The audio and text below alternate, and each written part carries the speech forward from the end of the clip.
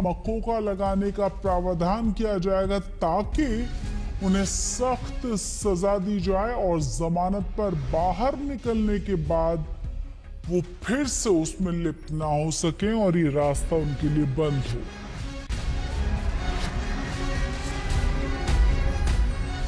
जो drug peddlers होंगे उनके ऊपर अभी ये कायदा विधान परिषद में पारित हुआ है, जब ये कायदा लागू होगा तब से जो ड्रग पेडलर्स होंगे उनके ऊपर मकोका लागू होगा। मकोका के अंतर्गत उनके ऊपर कार्रवाई की जाएगी और बिल्कुल महाराष्ट्र ड्रग फ्री करने के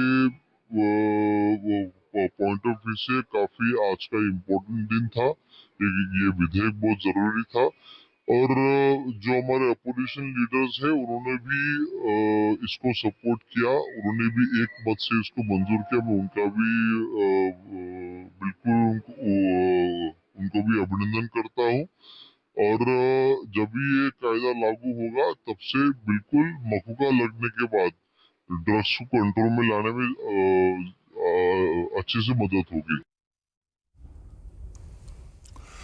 महाराष्ट्र में बीएमसी और निकाय चुनाव से पहले कांग्रेस ने ऐलान कर दिया है कि एमवीए में अगर उद्धव ठाकरे के साथ राज ठाकरे शामिल हो सकते हैं, जो संभावनाएं लग रही थी, तो वो स्थानीय चुनाव उनके साथ नहीं लड़ेंगे।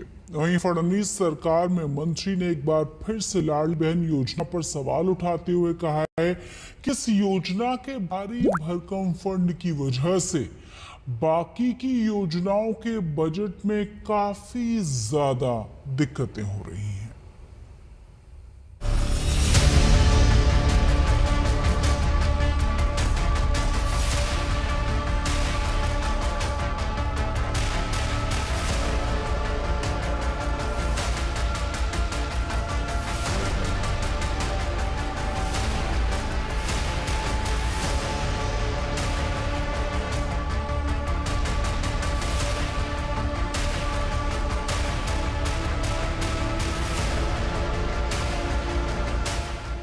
क्या महाराष्ट्र में बीएमसी चुनाव और स्थानीय निकाय चुनाव से पहले इंडिया गठबंधन में गांठ पड़ना शुरू हो गई है? ये सवाल इसलिए क्योंकि कांग्रेस विधायकों ने आला कमान से बीएमसी चुनाव अकेले लड़ने की गुजारिश की है। हम माँ विकास आघाड़ी में है। माँ विकास आघाड़ी हर मुद्दे को महाराष्ट्र के लेके चल रही है। असेंबली सेशन में भी आपने देखा है कि पूरी माँ विकास आघाड़ी एक है, कांग्रेस हो, शिवसेना, यूबीडी हो, शरद पवार, एनसीपी हो, हम साथ में मिलके काम कर रहे हैं और काम करते रहेंगे। मगर जो लोकल सेल्फ बॉडीज के इलेक्शन है, फिर नगर पालिका हो, नगर पंचायत हो, महानगर पालिका हो, खास करके मुंबई महानगर पालिका की जहाँ तक बात आती है, हमारी तैयारी माँ विकास आघाड़ी के साथ लड़ने की भी है। और अगर किसी वजह से लोकल यूनिट्स, क्योंकि इसका फैसला जो है हमारी पार्टी के हायर अथॉरिटी करेंगी। दरअसल कांग्रेस ने साफ कर दिया है कि अगर एमवीए में उद्धव ठाकरे के साथ राज ठाकरे की एमएलए आती है तो कांग्रेस एकला चलो वाला फॉर्मूला अपनाएगी। ये मांग अभी तक जो दोनों पार्टी एक हो रही है एक साथ में चुनाव लड़ने की, इसका क्लियर पिक्चर नहीं है। संजय राउत जी का हाल ही का बयान है कि डिसाइड होना चाहिए। राज ठाकरे जी को लेकर के कांग्रेस पार्टी को बहुत सारी आपत्ति है। उनके जो स्टेटमेंट है, उनका जो नेचर ऑफ उनके पार्टी के लोगों का बिहेवियर है, कांग्रेस राज ठाकरे के साथ में चुनाव में नहीं जा सकती है, ये तय है। तो उसके लिए हमारी पार्टी के जो सीनियर लीडर्स है, क्योंकि कांग्रेस एक राष्ट्रीय पार्टी है, आज हमको बिहार में इलेक्शन लड़ना, उत्तर प्रदेश में इलेक्शन लड़ना है, गुजरात में इलेक्शन लड़ने का, तमिलनाडु में इलेक्शन लड़ना है, तो जो पार्टी और व्यक्ति डिवीजन करना चाहता है उसके साथ में हम चुनाव नहीं लड़ सकते। ये हमारी एकदम क्लियर मानसिकता है। रमेश चिल्लेतला जी ने भी इसके ऊपर अपनी बात रखी है। इधर शिवसेना यूबीटी अध्यक्ष उद्धव ठाकरे ने बीएमसी चुनाव से पहले इंडिया गठबंधन की मीटिंग की जरूरत बताई और राज ठाकरे के साथ आने के सवाल पर मुस्कुराकर बिना कहे बहुत कुछ संदेश देने की कोशिश की। वहीं उद्धव ठाकरे ने बीएमसी चुनाव को बैलेट पेपर से कराने की बात कहकर एक नई बहस छेड़ दी है। लोकसभा चुनाव के बाद इंडिया आघाड़ी की मीटिंग नहीं हुई है। मैं तो चाहता हूँ कि जल्द से जल्द वो हो जाए और बिहार के चुनाव आ रहे हैं, बाकी भी अन्य राज्यों में चुनाव आ जाएंगे। हमारे यहाँ भी जो म्यूनिसिपैलिटीज है, जिला परिषद है, उनके भी चुनाव आ जाएंगे, तो मीटिंग तो होनी चाहिए। मिलकर लड़ेंगे क्या अलग अलग लड़ेंगे? हाँ, ये मुझे पता था। हमारे नहीं, कौन सा भी चुनाव हो वो बैलेट पेपर पे ही होना चाहिए, बैलेट पेपर पे ही होना चाहिए। अगर मैं गलती नहीं कर रहा हूँ, यूएस प्रेसिडेंट चेहरा पॉइंट बैलेट पेपर में होता है ना, यूके की इलेक्शन भी बैलेट पेपर से होती है, तो हमारे यहाँ क्यों नहीं? वहीं महायुति सरकार की बेहद लोकप्रिय योजना मुख्यमंत्री लाडली बहन योजना को लेकर एक बार फिर सियासत गरमा गई है।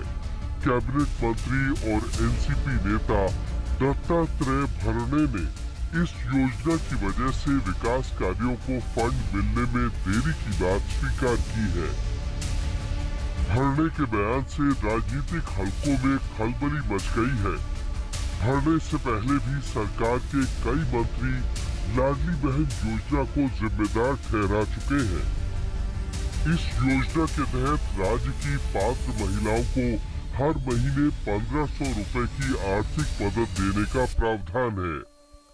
थोड़ा अभी लाड़की बहन की योजना ये नहीं है, इसके वास्ते निधि तो है, उसके प्रॉब्लम तो नहीं है, लेकिन जो निधि जो वाटअप रहता है, जो उसका जो स्पीड है थोड़ा स्लो है, लेकिन 2-3 महीने में वो फिर पहले जैसे आ जाएगा। और आप ही के मंत्री छगन भुजबल जी ने भी इस तरह की आशंका जताई है कि लाड़की बहन की जो नहीं लाड़की में वो कहीं न कहीं और कहीं डाइवर्ट नहीं डाइवर्ट नहीं हो रहा है। लाड़की बहन योजना तो बहुत अच्छी है, उनके वास्ते तो हम अभी आपके सामने इधर बहन के लाड़की बहन के वास्ते इधर आपके सामने अभी खड़े हैं। हम ये छगन भुजबल साहब का कहना अभी है कि इसकी ये नई योजना थी, इसके वास्ते थोड़ा अभी जो फंड में थोड़ा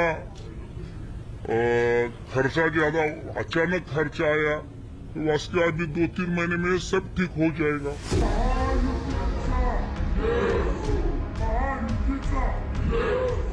वहीं विधानसभा सत्र के दौरान महायुति के विधायकों ने नारेबाजी का जश्न मनाया।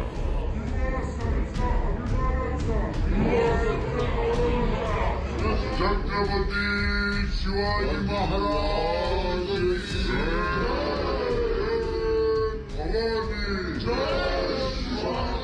दरअसल छत्रपति शिवाजी महाराज के जीवन और स्वराज्य के संघर्ष से जुड़े 12 ऐतिहासिक खेलों को यूनेस्को की वर्ल्ड हेरिटेज साइट्स में शामिल किया गया है। इनमें से 11 किले महाराष्ट्र में और एक तमिलनाडु के जिंजी में है।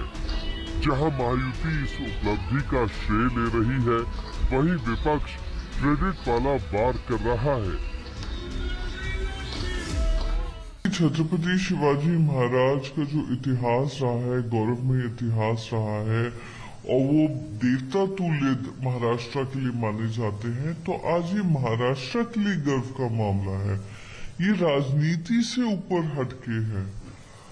आज जो उनके पूरी दुनिया उनकी रिकग्निशन उनको दे रही है, उन 12 फोर्ट्स की रिकग्निशन दे रही है, जो एक उनमें से एक तमिलनाडु में भी है, दिखाता है कि जो मराठा एम्पायर था कितना शक्तिमान था, शक्तिशाली था, और उनके जो फोर्ट्स हैं वो एक हेरिटेज साइट माने जाएंगे। तो इसमें तो सही मायने में मैं कहूँ तो आज महाराष्ट्र के सारे ही लोगों को साथ में लेकर ये सेलिब्रेशन होना चाहिए था। आज असेंबली में सिर्फ उन्हीं के राजनीतिक पक्षों ने अब छत्रपति शिवाजी महाराज के सामने आकर उन्होंने सेलिब्रेशन किया। सारे राजनीतिक पक्षों को लेकर जाना चाहिए था, क्योंकि इसमें लड़ाई और यूनेस्को वर्ल्ड हेरिटेज साइट में उनके लिए उनका नाम शामिल होना, उसमें बहुत लोगों का योगदान रहा है। महाराष्ट्र विधानसभा में समाजवादी पार्टी ने गौरक्षा के नाम पर मुसलमानों को परेशान करने का आरोप लगाया। हालांकि महायुति अबू आजमी के आरोपों को खारिज कर रही है। आज तक ब्यूरो। मुंबई में एक मुस्लिम कैब ड्राइवर से सवारी बैठाने को लेकर मराठी ऑटो ड्राइवर्स ने बड़ी बदसलूकी की है। और इतना ही नहीं, आरोपियों ने उसके ऊपर दबाव भी बनाया कि वो हिंदी की जगह मराठी में बात करे। वीडियो वायरल होने के बाद आरोपियों के खिलाफ कड़ी कार्रवाई की मांग तेज हो गई है।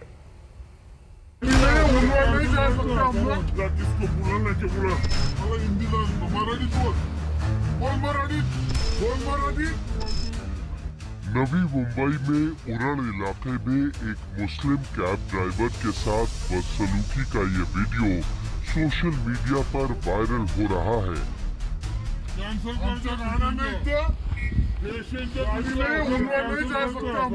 किसको बुला लेके बुला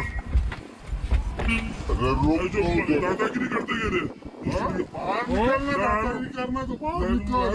बाहर निकल दादा जाओ दो ना, बड़ा आदमी तुमको बोले हम तुम्हारा है क्यों मैं इसको बोल रहा हूँ किसने क्या मैं इसको मैं बुकिंग का ही बोल रहा तेरे को।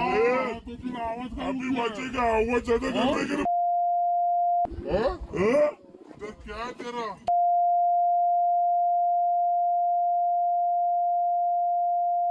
क्या रिक्शा लगा फोन इसको लगाना उसको बुला अभी।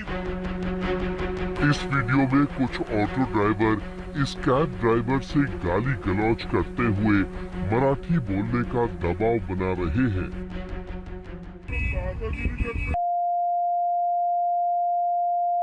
उसको बोला उसके अंदर मारी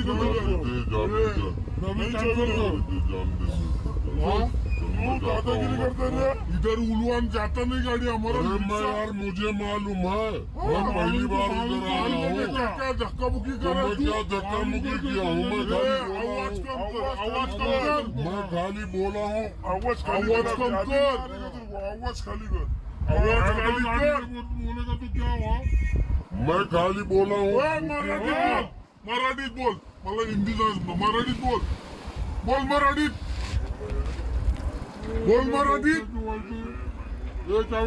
त्याला नाही माहिती होता भाऊ, त्याला नाही माहिती होता.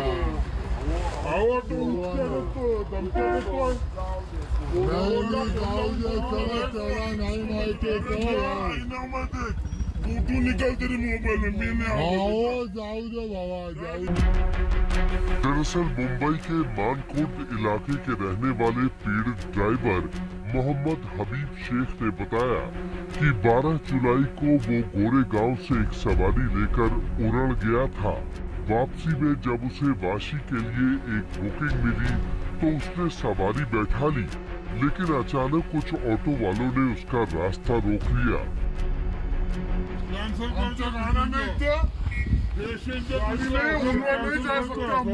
किसको बुला लेके बुला दादागिरी करते गए करना तो बाहर निकल। दादा जाओ दो ना, बड़ा आदमी तुमको बोला हम तुम्हारा है क्यों? मैं इसको बोल रहा हूँ किसने क्या मैं इसको मैं बुकिंग का ही बोल रहा तेरे को। तो फिर आवाज अभी बचेगा, आवाज ज्यादा करते क्या तेरा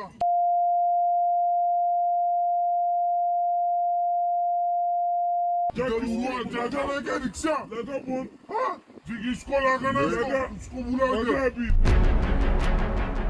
सुना आपने, मराठी ऑटो वाले मुस्लिम कैब ड्राइवर को गालियां दे रहे हैं और उसे पीटने के लिए बार बार धमका रहे हैं।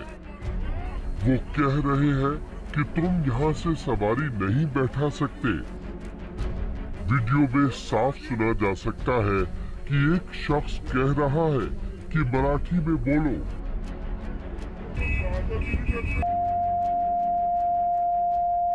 उसको पहले बोला उसके तो मारी कर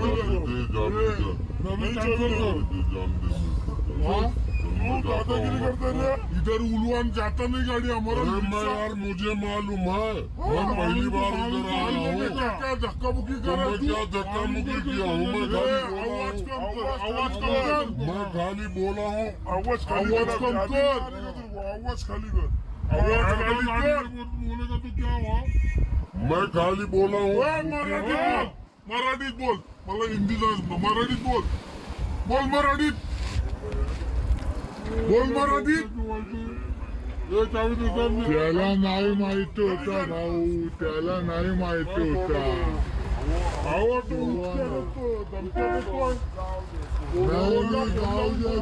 त्याला नाही माहिती होता. तू निकल तेरी मोबाइल में, मैंने जाऊ दे बाबा, जाऊ. हालात बिगड़ते देख कैब ड्राइवर हबीब ने अपने पैसेंजर को बीच रास्ते में ही उतार दिया। जब हबीब पुलिस थाने अपनी शिकायत लेकर पहुंचा तो हबीब के मुताबिक उसकी बात को गंभीरता से नहीं लिया गया। गोरेगांव से उरन के लिए भाड़ा लेके गया था और उरन से एमटी आने के लिए मतलब आ रहा था, तभी भाड़ा बुकिंग आया, मैं उठा लिया भाड़ा। उठाने के लिए वो 80 का भाड़ा था, मैं उठाया भाड़ा तो वो लोग बोलते हैं हम मतलब इधर भाड़ा कैंसिल करना ही लेके जाने का भाड़ा। किस लिए कैंसिल कर, क्या वजह क्या? वो बोलता है इधर से भाड़ा नहीं उठाने का, हम लोग काहे के लिए हैं। अच्छा, तो आपको क्या कुछ दबाव डाला गया, क्या कुछ वहाँ पर बोला गया? वीडियो में आपसे मराठी बुलवाते नजर आए, क्या धर्म को लेके कुछ बात कही आपने? हाँ, वो लोग क्या बोलते हैं इसको भाड़ा नहीं उठाने देने का, और मराठी बोलने के लिए? हाँ, मराठी बोलने के लिए भी बोले। फिर आपने पुलिस स्टेशन में कुछ संपर्क किया? पुलिस ने क्या? पुलिस ने कंप्लेंट किया तो पुलिस वाला क्या बोलता, नहीं उठाने का भाड़ा, जाओ मतलब भाग जाओ, क्या जरूरत है भाड़ा उठाने की। अच्छा, इस घटना के बाद से कितना डर बना हुआ है? अब उधर कितना अपने मतलब जितने ग्रुप वाले हैं कोई जाने के लिए तैयार नहीं है। हाँ। अपने ग्रुप के जितने हैं गाड़ी वाले, 3-4 गाड़ी अपने ग्रुप के थी, कोई भी भाड़ा नहीं उठाया, चला आया सब। इस मामले में जब नवी मुंबई के डीसीपी प्रशांत मोहिते से बात की गई तो उन्होंने कहा कि पुलिस पीड़ित ड्राइवर के बयान दर्ज होने के बाद उचित कार्रवाई करेगी। पीड़ित हबीब के मुताबिक अब कैब ड्राइवर उड़न की सवारी लेने से डरने लगे हैं। रिक्शा वाले का जो भाड़ा है लोकल भाड़ा वो लोग उठाएं और हम लोग को जैसे बम्बई सिटी का भाड़ा है वो हम लोग उठाएं। अब सभी कैब ड्राइवर मिलकर कह रहे हैं मराठी बोलने के लिए किसी को धमकाना गुंडागर्दी है जिसे वो नहीं सहेंगे। उन लोग के खिलाफ, आरोपी के खिलाफ ना FIR होएगा इंशाल्लाह। कि एक धर्म पूछ के वो धर्म की इसको बीच में लेके आए और प्लस कि इनको मराठी बोलने के लिए जोर लगाए और नहीं बोलने आया तो उनका खींचा तान गए। एक आदमी एक पेट के लिए जाता है और ऐसे लोगों के ऊपर कार्रवाई होना उनका। अगर ये आदमी खामोश बैठेगा और इसके खिलाफ साथ में अगर हम सपोर्ट नहीं करेंगे कल के दिन और लोग बहुत आगे आएंगे, इसीलिए हमको इसका विरोध करते। सवाल है कि ये मामला सिर्फ भाषा विवाद का ही नहीं बल्कि आजीविका और आत्मसम्मान का है। लेकिन हिंदी बोलने वालों को मराठी बोलने के लिए धमकाना कहां तक जायज है और आखिर आरोपियों के खिलाफ कब नकेल कसी जाएगी। एजाज खान, मुंबई, आज तक। मुंबई की झुग्गियों से निकलकर पानीपुरी बेचने वाले के बेटे ने 11वीं में फेल होने के बाद भी हार नहीं मानी और आज उसका नाम देश के प्रत्येक